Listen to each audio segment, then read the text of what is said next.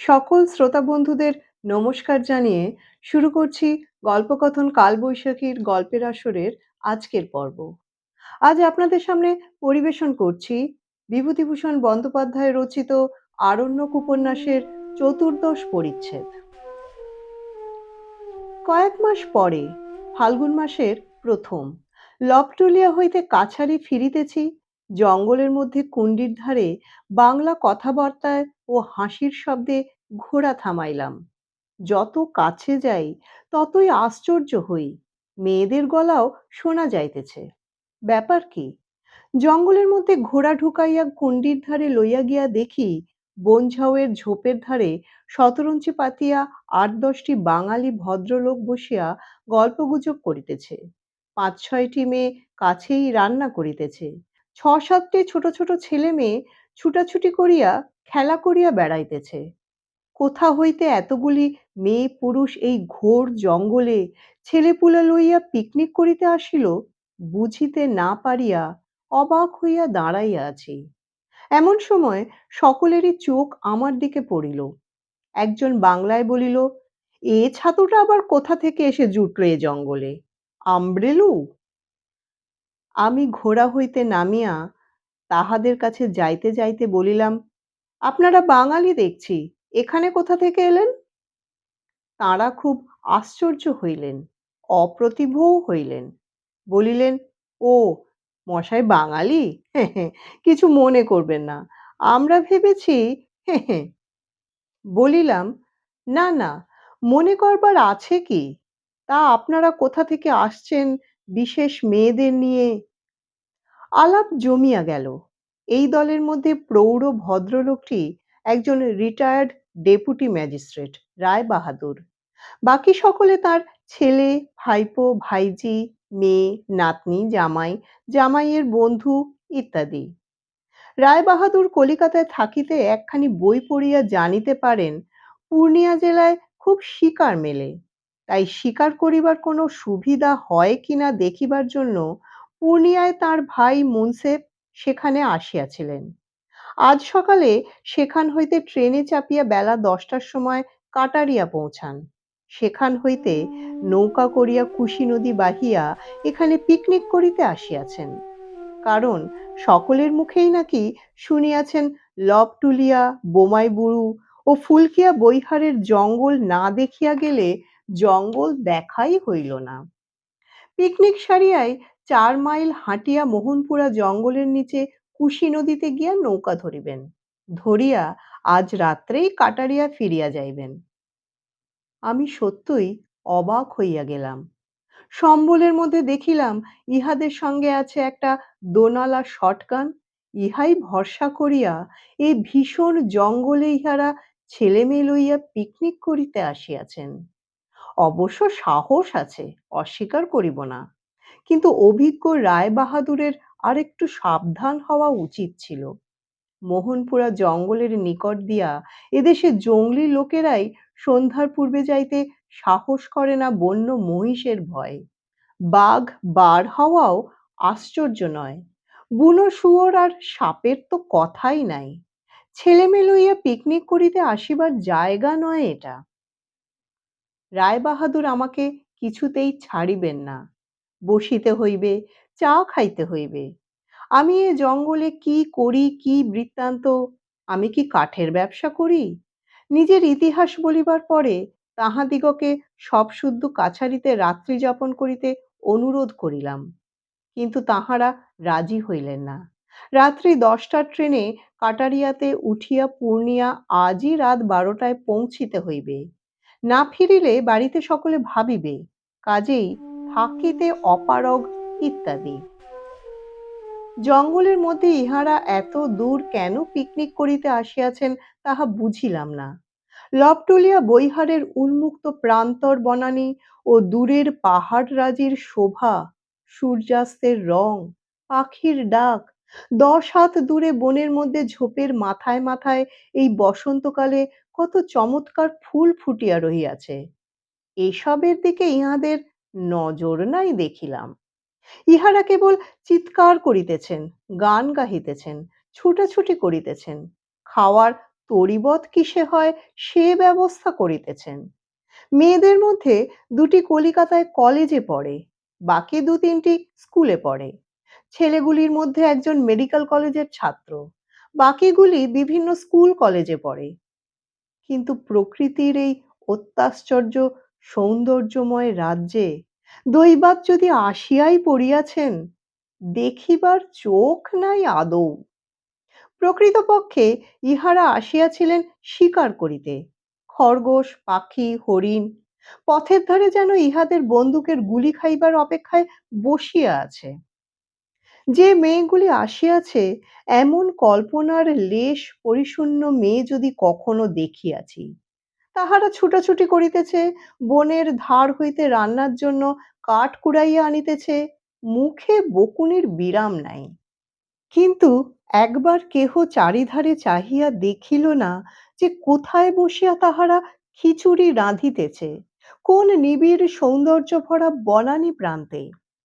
একটি মেয়ে বলিল, টিন কাটার ঠুকবার বড্ড সুবিধা এখানে না, কত পাথরের নুড়ি।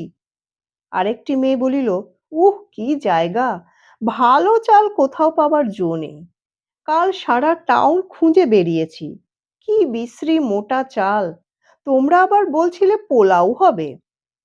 ইহারা কি জানে যেখানে বসিয়া তারা রান্না করিতেছে, তার 10-20 হাতের মধ্যে রাত্রের জ্যোৎস্নায় পরীরা খেলা করিয়া বেড়ায়। ইহারা সিনেমার গল্প শুরু করিয়াছে। পূর্ণিয়ায় কালও রাত্রে তাহারা সিনেমা দেখিয়াছে, তা নাকি যৎপরাণাস্তি বাজে, এই সব গল্প। সঙ্গে সঙ্গে কলিকাতার সিনেমার সঙ্গে তাহার তুলনা করিতেছে। ঢেঁকি স্বর্গে গেলেও ধান ভানে, কথা মিথ্যা নয়। বৈকাল 5টার সময় ইহারা চলিয়া গেল। যাইবার সময় কতকগুলি খালি জমাট দুধের ও জ্যামের টিন ফেলিয়া রাখিয়া গেল। লবটুলিয়া জঙ্গলের গাছপালার তলায় সেগুলি আমার কাছে কি খাপছাড়াই দেখাইতেছিল। বসন্তের শেষ হইতেই এবার লবটুলিয়া বৈহারের গম পাকিয়া উঠিল। আমাদের মহালে রাই সরিষার চাষ ছিল গত বছর খুব বেশি, এবার অনেক জমিতে গমের আবাদ। সুতরাং এবছর এখানে কাটুনি মেলার সময় পড়িল বৈশাখের প্রথমেই। কাটুনি মজুরদের মাথায় যেন টনক আছে, তাহাদের দল এবার শীতের শেষে আসে নাই। এ সময় দলে দলে আসিয়া জঙ্গলের ধারে, মাঠের মধ্যে সর্বত্র খুপড়ি বাঁধিয়া বাস করিতে শুরু করিয়াছে। 2-3 হাজার বিঘা জমির ফসল কাটা হইবে, সুতরাং মজুরও আসিয়াছে প্রায় 3-4 হাজারের কম নয়। আরো শুনিলাম আসিতেছে। আমি সকাল হইলেই ঘোড়ায় বাহির হই, সন্ধ্যায় ঘোড়ার পিঠ হইতে নামি। কত নতুন ধরনের লোক আসিতে আরম্ভ করিয়াছে। ইহাদের মধ্যে কত বদমাইশ, গুন্ডা, চোর, রোগগ্রস্ত। সকলের উপর নজর না রাখিলে এসব পুলিশবিহীন স্থানে একটা দুর্ঘটনা যখন তখন ঘটিতে পারে। দু একটা ঘটনা বলি। একদিন দেখি এক জায়গায় দুটি বালক ও একটি বালিকা রাস্তার ধারে বসিয়া কাঁদিতেছে। ঘোড়া হইতে নামিলাম, জিজ্ঞাসা করিলাম, কি হয়েছে তোমাদের?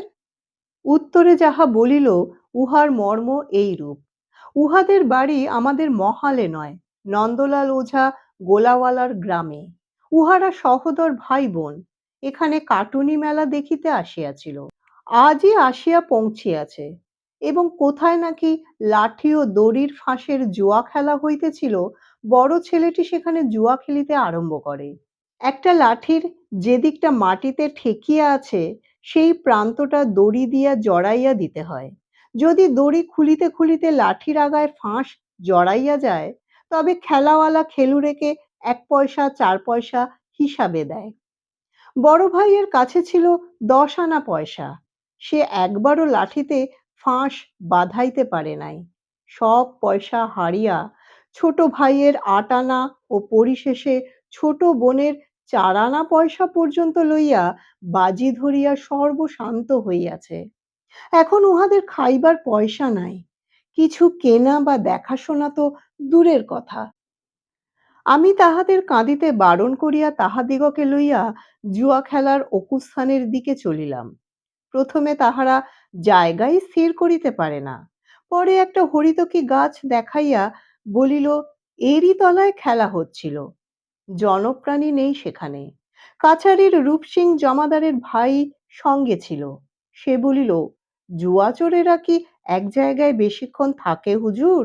লম্বা দিয়েছে কোন দিকে? বিকালের দিকে জুয়ারি ধরা পড়িল। সে মাইল ৩ দূরে একটি বস্তিতে জুয়া খেলিতেছিল। আমার সিপাহীরা দেখিতে পাইয়া তাহাকে আমার নিকট হাজির করিল। ছেলে মেয়েগুলি দেখিয়াই চিনিল।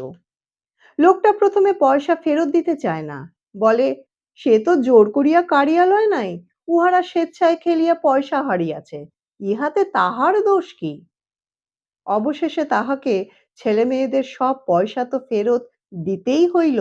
আমি তাহাকে পুলিশ দিবার আদেশ দিলাম। সে হাতে পায়ে ধরিতে লাগিল। বলিলাম, তোমার বাড়ি কোথায়? বালিয়া জেলা বাবুজি। এরকম করে লোককে ঠকাও কেন? কত পয়সা ঠকিয়েছ লোকজনের? গরিব লোক হুজুর, আমায় ছেড়ে দিন এবার। ৩ দিনে মোটে ২ টাকা ৩ আনা রোজগার। ৩ দিনে খুব বেশি রোজগার হয়েছে মজুরদের তুলনায়। হুজুর, সারা বছরে এরকম রোজগার কবার হয়? বছরে ৩০-৪০ টাকা আয়। লোকটাকে সেদিন ছাড়িয়া দিয়াছিলাম, কিন্তু আমার মহাল ছাড়িয়া সেদিনই চলিয়া যাইবার করারে। আর তাকে কোনোদিন কেউ আমাদের মহালের সীমানার মধ্যে দেখেও নাই। এবার মঞ্চিকে কাটুনি মজুরদের মধ্যে না দেখিয়া উদ্বেগ ও বিস্ময় দুই অনুভব করিলাম।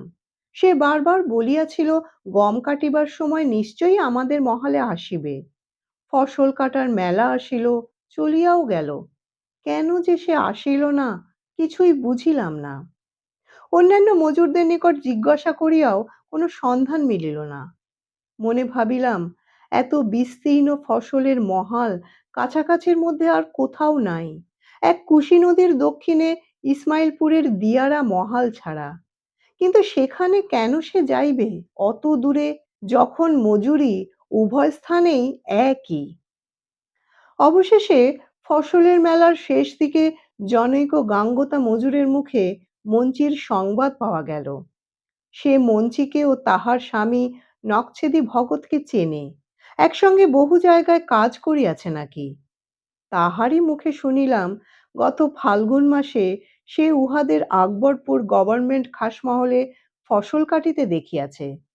তাহার পর তাহারা যে কোথায় গেল সে জানে না। ফসলের মেলা শেষ হইয়া গেল জ্যৈষ্ঠ মাসের মাঝামাঝি। এমন সময় একদিন সদর কাছারির প্রাঙ্গণে নকছেদি ভগতকে দেখিয়া বিস্মিত হইলাম। নকছেদি আমার পা জড়াইয়া হাউমাউ করিয়া কাঁদিয়া উঠিল। আরো বিস্মিত হইয়া পা ছাড়াইয়া লইয়া বলিলাম, কি ব্যাপার, তোমরা এবার ফসলের সময় আসোনি কেন? মঞ্চি ভালো আছে তো? কোথায় সে? উত্তরে নকছেদি যাহা বলিল তাহার মোট মর্ম এই, মঞ্চি কোথায় তাহা সে জানে না। খাসমহলে কাজ করিবার সময়ে মঞ্চি তাহাদের ফেলিয়া কোথায় পালাইয়া গিয়াছে। অনেক খোঁজ করিয়াও তাহার পাত্তা পাওয়া যায় নাই। বিস্মিত ও স্তম্ভিত হইলাম, কিন্তু দেখিলাম বৃদ্ধ নকছেদি ভকতের প্রতি আমার কোনো সহানুভূতি নাই। যা কিছু ভাবনা সবই সেই বন্য মেয়েটির জন্য। কোথায় সে গেল? কে তাহাকে ভুলাইয়া লইয়া গেল? কি অবস্থায় কোথায় বা সে আছে? সস্তা বিলাসদ্রব্যের প্রতি তাহার যেরকম আসক্তি লক্ষ্য করিয়াছি, সেসবের লোভ দেখাইয়া তাহাকে ভুলাইয়া লইয়া যাওয়াও কষ্টকর নয়। তাহাই ঘটিয়াছে নিশ্চয়। জিজ্ঞাসা করিলাম, তার ছেলে কোথায়? সে নেই, সে বসন্ত হয়ে মারা গিয়াছে মাঘ মাসে। অত্যন্ত দুঃখিত হইলাম শুনিয়া। বেচারি পুত্র শোকেই উদাসী হইয়া যেদিকে দুচোখ যায় চলিয়া গিয়াছে নিশ্চয়ই। কিছুক্ষণ চুপ করিয়া থাকিয়া বলিলাম, তুলসী কোথায়? সে এখানেই এসেছে, আমার সঙ্গেই আছে। আমায় কিছু জমি দিন হুজুর, নইলে আমরা বুড়ো বুড়ি ফসল কেটে আর চলে না। মঞ্চি ছিল, তার জোরে আমরা বেড়াতাম। সে আমার হাত পা ভেঙে দিয়ে গিয়াছে। সন্ধ্যের সময় নকছেদির খুপড়িতে গিয়া দেখিলাম তুলসী তাহার ছেলেমেয়ে লইয়া চিনার দানা ছাড়াইতেছে। আমায় দেখিয়া তুলসী কাঁদিয়া উঠিল। দেখিলাম মঞ্চি চলিয়া যাওয়াতে সেও যথেষ্ট দুঃখিত। বলিল, হুজুর, সব ওই বুড়োর দোষ। গভর্নমেন্টের লোক মাঠে সব টিকে দিতে এলো। বুড়ো তাকে 4 আনা পয়সা ঘুষ দিয়ে তাড়ালে। কাউকে টিকে নিতে দিলে না। বললে টিকে নিলে বসন্ত হবে। হুজুর, 3 দিন গেল না, মঞ্চির ছেলেটার বসন্ত হলো, মারাও গেল। তার শোকে সে পাগলের মতো হয়ে গেল। খায় না, দায় না, শুধু কাঁদে। তারপর তারপর হুজুর, খাসমহল থেকে আমাদের তাড়িয়ে দিলে। বললে, বসন্তে তোমাদের লোক মারা গিয়েছে, এখানে থাকতে দেব না। এক ছোকরা রাজপুত মঞ্চির দিকে নজর দিত। যেদিন আমরা খাসমহল থেকে চলে এলাম সেই রাত্রেই মঞ্চি নিরুদ্দেশ হলো। আমি সেদিন সকালে ওই ছোকরাটাকে খুপড়ির কাছে ঘুরতে দেখেছি। ঠিক তার কাজ হুজুর। ইদানিং মঞ্চি বড় কলকাতা দেখব, কলকাতা দেখব করত। তখনই জানি একটা কিছু ঘটবে। আমারও মনে পড়িল মঞ্চি আর বছর কলিকাতা দেখিবার যথেষ্ট আগ্রহ দেখাইয়াছিল বটে। আশ্চর্য নয়, ধূর্ত রাজপুত যুবক সরলা বন্য মেয়েটিকে কলিকাতা দেখাইবার লোভ দেখাইয়া ভুলিয়া লইয়া যাইবে। আমি জানি এ অবস্থায় এদেশের মেয়েদের শেষ পরিণতি হয় আসামের চা বাগানে কুলিগিরিতে। মঞ্চির অদৃষ্টে কি শেষকালে নির্বান্ধব আসামের পার্বত্য অঞ্চলে দাসত্ব ও নির্বাসন লেখা আছে? বৃদ্ধ নকছেদের উপর খুব রাগ হইল। এই লোকটা যত নষ্টের মূল। বৃদ্ধ বয়সে মঞ্চিকে বিবাহ করিতে গিয়াছিল কেন? দ্বিতীয়, গভর্নমেন্টের ঠিকাদারকে ঘুষ দিয়া বিদায় করিয়াছিল কেন? যদি উহাকে জমি দিই, সে ওর জন্য নয়, উহার প্রৌঢ়া স্ত্রী তুলসী ও ছেলেমেয়েগুলির মুখের দিকে চাহিয়াই দিব। দিলামও তাই। নাড়া বৈহারে শীঘ্র প্রজা বসাইতে হইবে। সদর আপিসের হুকুম আসিয়াছে। প্রথম প্রজা বসাইলাম নকছেদিকে। নাড়া বৈহারে ঘোর জঙ্গল। মাত্র 2-4 ঘর প্রজা সামান্য সামান্য জঙ্গল কাটিয়া খুপড়ি বাঁধিতে শুরু করিয়াছে। নকছেদি প্রথমে জঙ্গল দেখিয়া পিছাইয়া গিয়াছিল। বলিল, হুজুর, দিন মানেই বাঘে খেয়ে ফেলে দেবে ওখানে। কাচ্চা বাচ্চা নিয়ে ঘর করি। তাহাকে স্পষ্ট বলিয়া দিলাম, তার পছন্দ না হয় সে অন্যত্র চেষ্টা দেখুক। নিরুপায় হইয়া নকছেদি নাড়া বৈহারের জঙ্গলেই জমি লইল। সে এখানে আসা পর্যন্ত আমি কখনো তাহার খুপড়িতে যাই নাই। তবে সেদিন সন্ধ্যার সময় নাড়া বৈহারের জঙ্গলের মধ্যে দিয়ে আসিতে দেখি ঘন জঙ্গলের মধ্যে খানিকটা ফাঁকা জায়গা, নিকটে কাশের 2টি ছোট খুপড়ি, একটার ভিতর হইতে আলো বাহির হইতেছে। সেইটাই যে নকছেদির তা আমি জানিতাম না। ঘোড়ার পায়ের শব্দ শুনিয়া যে প্রৌঢ়া স্ত্রীলোকটি খুপড়ির বাহিরে আসিয়া দাঁড়াইল, দেখিলাম সে তুলসী। তোমরা এখানে জমি নিয়েছ? নকছেদি কোথায়? তুলসী আমায় দেখিয়া থতমত খাইয়া গিয়াছিল।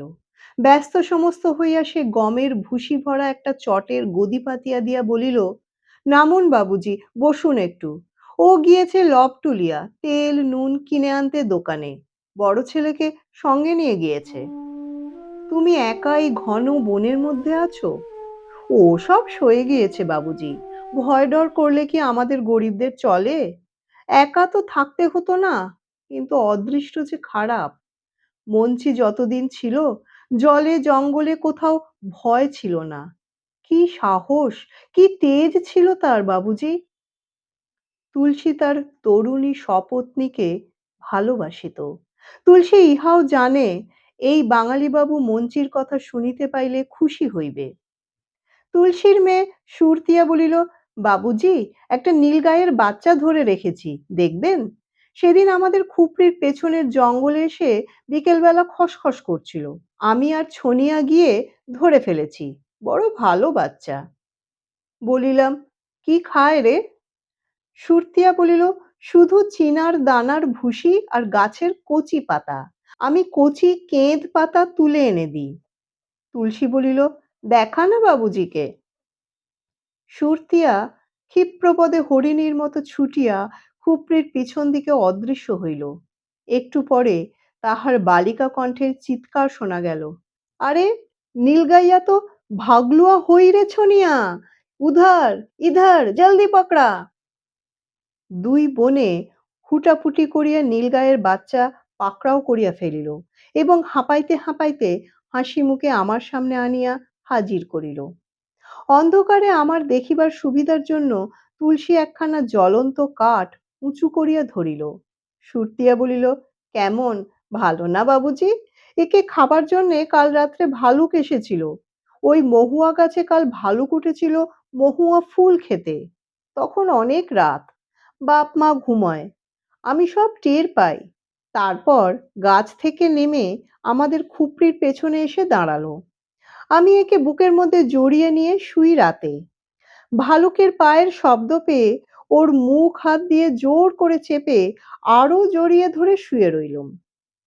ভয় করলো না তোর সুরতিয়া? ইস, ভয় বই কি, ভয় আমি করি নে। কাঠ কুড়তে গিয়ে জঙ্গলে কত ভালুক ঝোড় দেখি, তাতেও ভয় করি নে। ভয় করলে চলে বাবুজি? সুরতিয়া বিজ্ঞের মতো মুখখানা করিল। বড় বড় কলের চিমনির মতো লম্বা কালো কেঁদ গাছের গুড়ি ঠেলিয়া আকাশে উঠিয়াছে খুপড়ির চারিধারে, যেন ক্যালিফোর্নিয়া রেডউড গাছের জঙ্গল। বাদুড় ও নিশাচর কাক পাখির ডানা ঝটপটি ডালে ডালে, ঝোপে ঝোপে অন্ধকারে জোনাকির ঝাঁক জ্বলিতেছে। খুপড়ির পেছনের বনে শিয়াল ডাকিতেছে। এই কয়টি ছোট ছেলেমেয়ে লইয়া উহাদের মা যে কেমন করিয়া এই নির্জন বনে প্রান্তরে থাকে, তাহা বুঝিয়া ওঠা কঠিন। হে বিজ্ঞ, রহস্যময় অরণ্য, আশ্রিত জনের প্রতি তোমার সত্যই বড় কৃপা। কথায় কথায় বলিলাম, মঞ্চি নিজের জিনিস সব নিয়ে গিয়েছে? সুরতিয়া বলিল, ছোট মা কোনো জিনিস নিয়ে যায়নি। ওর যে বাক্সটা সেবার দেখেছিলেন, ফেলেই রেখে গিয়েছেন, দেখবেন আনছি। বাক্সটা আনিয়া সে আমার সামনে খুলিল। চিরুনি, ছোট আয়না, পুঁতির মালা, একখানা সবুজ রঙের খেলো রুমাল, ঠিক যেন ছোট খুকির পুতুল খেলার বাক্স। সেই হিংলাজের মালা ছড়াটা কিন্তু নাই। সেবার লবটুলিয়া খামারের মেলায় সেই যেটা কিনিয়াছিল। কোথায় চলিয়া গেল নিজের ঘর সংসার ছাড়িয়া, কে বলিবে? ইহারা তো জমি লইয়া এতদিন পরে গৃহস্থালি পাতাইয়া বসবাস শুরু করিয়াছে। ইহাদের দলের মধ্যে সেই কেবল যে ভবঘুরে, সেই ভবঘুরেই রহিয়া গেল। ঘোড়ায় উঠিবার সময় সুরতিয়া বলিল, আর একদিন আসবেন বাবুজি, আমরা পাখি ধরি ফাঁদ পেতে। নূতন ফাঁদ বুনেছি, একটা ডাহুক আর একটা গুড়গুড়ি পাখি পুষেছি। এরা ডাকলে বনের পাখি এসে ফাঁদ পাড়ে। আজ আর বেলা নেই, নইলে ধরে দেখাতাম। নাড়া বৈহারের বনপ্রান্তরের পথে এত রাত্রে আসিতে ভয় ভয় করে। বাঁয়ে ছোট একটি পাহাড়ি ঝর্ণার জলস্রোত কুলকুল করিয়া বহিতেছে। কোথায় কি বনের ফুল ফুটিয়াছে, গন্ধে ভরা অন্ধকার এক এক জায়গায় এত নিবিড় যে ঘোড়ার ঘাড়ের লোম দেখা যায় না। আবার কোথাও নক্ষত্রালোকে পাতলা। নাড়াবৈহার নানা প্রকার বৃক্ষলতা, বন্যজন্তু ও পাখিদের আশ্রয়স্থান। প্রকৃতি ইহার বনভূমি ও প্রান্তরকে অজস্র সম্পদে সাজাইয়াছে। সরস্বতী কুণ্ডী এই নাড়াবৈহারের উত্তর সীমানায়। প্রাচীন জরিপের থাক নকশায় দেখা যায় সেখানে কুশি নদীর প্রাচীন খাত ছিল। এখন মজিয়া মাত্র ওই জলটুকু অবশিষ্ট আছে। অন্যদিকে সেই প্রাচীন খাতই ঘন অরণ্যে পরিণত। পুরা যত্র স্রোতঃ পুলিনা মধুনা তত্র সরিতাম। কি অবর্ণনীয় শোভা দেখিলাম এই বনভূমির সেই নিস্তব্ধ অন্ধকার রাত্রে। কিন্তু মন খারাপ হইয়া গেল যখন বেশ বুঝিলাম নাড়া বৈহারের এ বন আর বেশি দিন নয়। এত ভালোবাসি ইহাকে, অথচ আমার হাতেই ইহা বিনষ্ট হইল। ২ বৎসরের মধ্যেই সমগ্র মহালটি প্রজাবিলি হইয়া কুশ্রী টোলা ও নোংরা বস্তিতে ছাইয়া ফেলিল বলিয়া প্রকৃতির নিজের হাতে সাজানো তার শত বৎসরের সাধনার ফল এই নাড়া বৈহার। ইহার অতুলনীয় বন্য সৌন্দর্য ও দূর বিসর্পী প্রান্তর লইয়া বেমালুম অন্তর্হিত হইবে, অথচ কি পাওয়া যাইবে তাহার বদলে? কতকগুলো খোলার চালের বিশ্রী ঘর, গোয়াল, মকাই জনারের ক্ষেত, শনের গাদা, দড়ির চারপাই, হনুমানজির ধ্বজা, ফণী মনসার গাছ, যথেষ্ট দোক্তা, যথেষ্ট খৈনি, যথেষ্ট কলেরা ও বসন্তের মড়ক। হে অরণ্য, হে সুপ্রাচীন, আমায় ক্ষমা করিও। আরেকদিন গেলাম সুরতিয়াদের পাখি ধরা দেখিতে। সুরতিয়া ও ছনিয়া দুটি খাঁচা লইয়া আমার সঙ্গে নাড়া বৈহারের জঙ্গলের বাহিরে মুক্ত প্রান্তরের দিকে চলিল। বৈকাল বেলা নাড়া বৈহারের মাঠে সুদীর্ঘ ছায়া ফেলিল, সূর্য পাহাড়ের আড়ালে নামিয়া পড়িয়াছে। বৈকাল বেলা নাড়া বৈহারের মাঠে সুদীর্ঘ ছায়া ফেলিয়া সূর্য পাহাড়ের আড়ালে নামিয়া পড়িয়াছে। একটা শিমুল চারার তলায় ঘাসের উপর খাঁচা দুটি নামাইল। একটিতে একটি বড় ডাহুক, অন্যটিতে গুড়গুড়ি। এ দুটি শিক্ষিত পাখি। বন্য পাখিকে আকৃষ্ট করিবার জন্য ডাহুকটি অমনি ডাকিতে আরম্ভ করিল। গুড়গুড়িটা প্রথমত ডাকে নাই। সুরতিয়া শীষ দিয়া তুড়ি দিয়া বলিল, বলো রে বহনিয়া, তহর কির? গুড়গুড়ি অমনি ডাকিয়া উঠিল, গোরোরোরোরো। নিস্তব্ধ অপরাহ্নে বিস্তীর্ণ মাঠের নির্জনতার মধ্যে সে অদ্ভুত সুর শুধুই মনে আনিয়া দেয় এমনি দিগন্ত বিস্তীর্ণতার ছবি, এমনি মুক্ত দিকচক্রবালের স্বপ্ন, ছায়াহীন জ্যোৎস্নালোক। নিকটেই ঘাসের মধ্যে যেখানে রাশি রাশি হলুদ রঙের দুধলি ফুল ফুটিয়াছে, তাহারই উপর ছনিয়া ফাঁদ পাতিল, যেন পাখির খাঁচার বেড়ার মতো, বাঁশের তৈরি। সেই বেড়া কখানা দিয়া গুড়গুড়ি পাখির খাঁচাটা ঢাকিয়া রাখিয়া দিল। সুরতিয়া বলিল, চলুন বাবুজি, লুকিয়ে বসি গে ঝোপের আড়ালে, মানুষ দেখলে চিড়িয়া ভাগবে। সবাই মিলিয়া আমরা শাল চারার আড়ালে কতক্ষণ ঘাপটি মারিয়া বসিয়া রহিলাম। ডাহুকটি মাঝে মাঝে থামিতেছে, গুড়গুড়ির কিন্তু রবের বিরাম নাই, একটানা ডাকিয়াই চলিয়াছে, গুরুরুরুরু। সে কি মধুর অপার্থিব রব! বলিলাম, সুরতিয়া, তোদের গুড়গুড়িটা বিক্রি করবি? কত দাম? সুরতিয়া বলিল, চুপ চুপ বাবুজি, কথা বলবেন না, ওই শুনুন, বুনো পাখি আসছে। কিছুক্ষণ চুপ করিয়া থাকিবার পরে অন্য একটি সুর মাঠের উত্তর দিকের বনপ্রান্তর হইতে ভাসিয়া আসিল, গুরুরুরুরু। আমার শরীর শিহরিয়া উঠিল। বনের পাখি খাঁচার পাখির সুরে সাড়া দিয়াছে। ক্রমে সে সুর খাঁচার নিকটবর্তী হইতে লাগিল। কিছুক্ষণ ধরিয়া দুইটি পাখির রব পাশাপাশি শোনা যাইতেছিল। ক্রমে দুইটি সুর যেন মিশিয়া এক হইয়া গেল। হঠাৎ আবার একটা সুর, একটা পাখি ডাকিতেছে, খাঁচার পাখিটা। ছনিয়া সুরতিয়া ছুটিয়া গেল। ফাঁদে পাখি পড়িয়াছে, আমিও ছুটিয়া গেলাম। ফাঁদে পা বাঁধাইয়া পাখিটা ঝটপট করিতেছে। ফাঁদে পড়িবার সঙ্গে সঙ্গে তাহার ডাক বন্ধ হইয়া গিয়াছে। কি আশ্চর্য কাণ্ড! চোখকে যেন বিশ্বাস করা শক্ত। সুরতিয়া পাখিটা হাতে তুলিয়া দেখাইল, দেখুন বাবুজি, কেমন ফাঁদে পা আটকেছে, দেখলেন? সুরতিয়াকে বলিলাম, পাখি তোরা কি করিস? সে বলিল, বাবা ৮৩ রতনগঞ্জের হাটে বিক্রি করে আসে। এক একটা গুড়গুড়ি ২ পয়সা, একটা ডাহুক ৭ পয়সা। বলিলাম, আমাকে বিক্রি কর, দাম দেব। সুরতিয়া গুড়গুড়িটা আমায় এমনিই দিয়া দিল। কিছুতেই তাহাকে পয়সা লওয়াইতে পারিলাম না।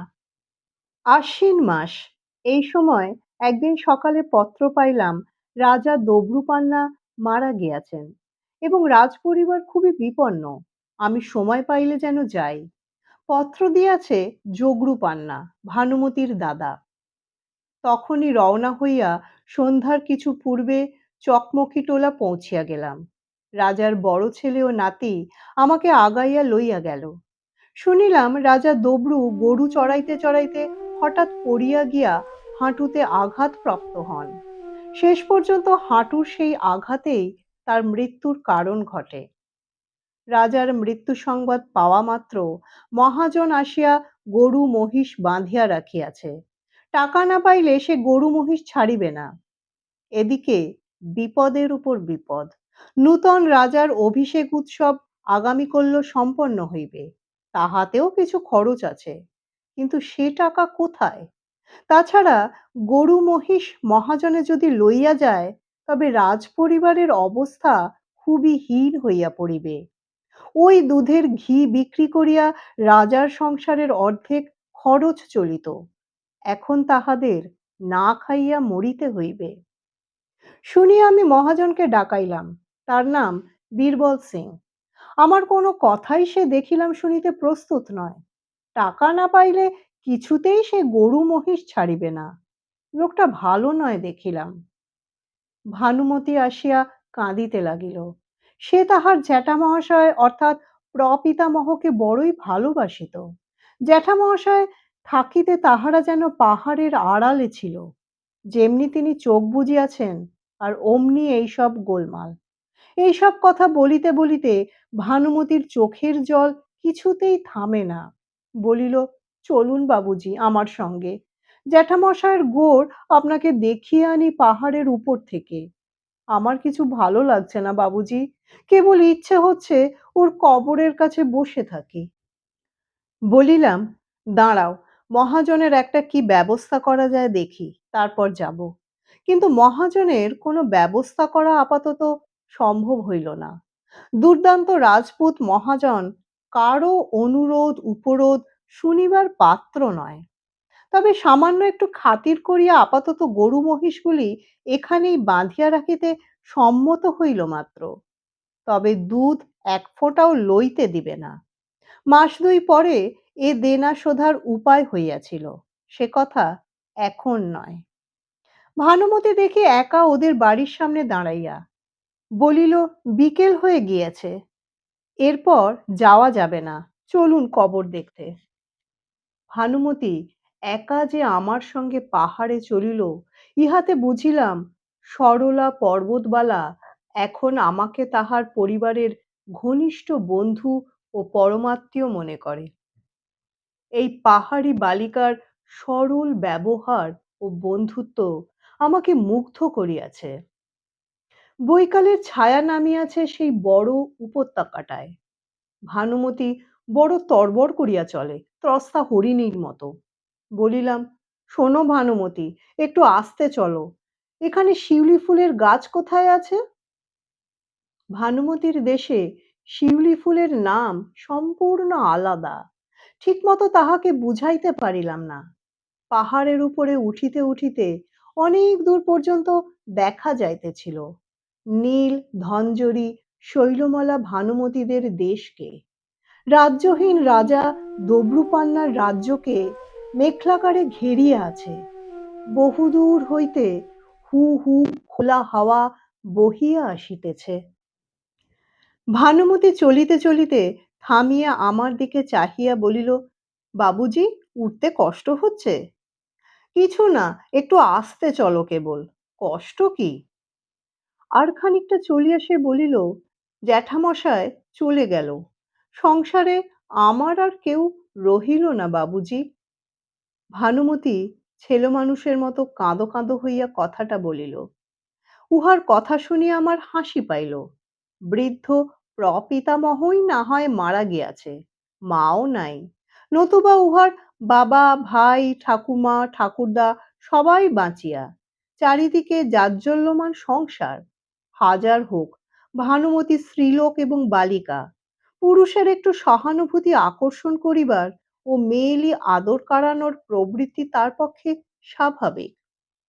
ভানুমতি বলিল, আপনি মাঝে মাঝে আসবেন বাবুজি, আমাদের দেখাশোনা করবেন, ভুলে যাবেন না, বলুন। নারী সব জায়গায় সব অবস্থাতেই সমান। বন্য বালিকা ভানুমতিও সেই একই ধাতুতে গড়া। বলিলাম, কেন ভুলে যাব, মাঝে মাঝে আসবো নিশ্চয়ই। ভানুমতি কেমন একরকম অভিমানের সুরে ঠোঁট ফুলাইয়া বলিল, হ্যাঁ, বাংলাদেশে গেলে, কলকাতা শহরে গেলে আপনার আবার মনে থাকবে এ পাহাড়ে জংলি দেশের কথা। একটু থামিয়া বলিল, আমাদের কথা, আমার কথা। স্নেহের সুরে বলিলাম, কেন, মনে ছিল না ভানুমতি? আয়নাখানা পাওনি? মনে ছিল কি ছিল না, ভাবো। ভানুমতি উজ্জ্বল মুখে বলিল, উহ বাবুজি, বড় চমৎকার আয়না। সত্যি, সে কথা আপনাকে জানাতে ভুলেই গিয়েছি। সমাধিস্থানের সেই বটগাছের তলায় যখন গিয়া দাঁড়াইলাম, তখন বেলা নাই বলিলেও হয়। দূর পাহাড় শ্রেণীর আড়ালে সূর্য লাল হইয়া ঢুলিয়া পড়িতেছে। কখন ক্ষীণাঙ্গ চাঁদ উঠিয়া বটতলার অপরাহ্নের এই ঘন ছায়া ও সম্মুখবর্তী প্রদোষের গভীর অন্ধকার দূর করিবে, স্থানটি যেন তাহারই স্তব্ধ প্রতীক্ষায় নীরবে দাঁড়াইয়া আছে। ভানুমতিকে কিছু বনের ফুল কুড়াইয়া আনিতে বলিলাম, উহার ঠাকুরদাদার কবরের পাথরে ছড়াইবার জন্য। সমাধির উপরে ফুল ছড়ানো প্রথা এদের দেশে জানা নাই। আমার উৎসাহে সে নিকটের একটা বুনো শিউলি গাছের তলা হইতে কিছু ফুল সংগ্রহ করিয়া আনিল। তাহার পর ভানুমতি ও আমি দুজনেই ফুল ছড়াইয়া দিলাম রাজা দব্রুপান্নার সমাধির উপরে।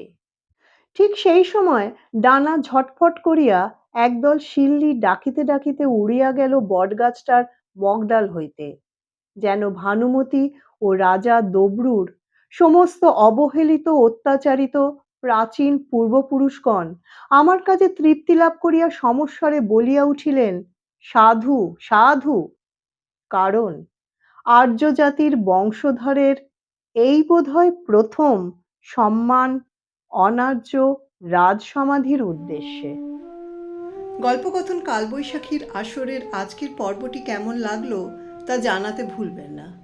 ভালো লাগলে লাইক ও শেয়ার করে নেবেন, সাথে সাথে আমাদের চ্যানেলটি সাবস্ক্রাইব করে নেবেন। আবার আসবো অন্য একদিন অন্য আরেকটি পর্ব নিয়ে। ধন্যবাদ।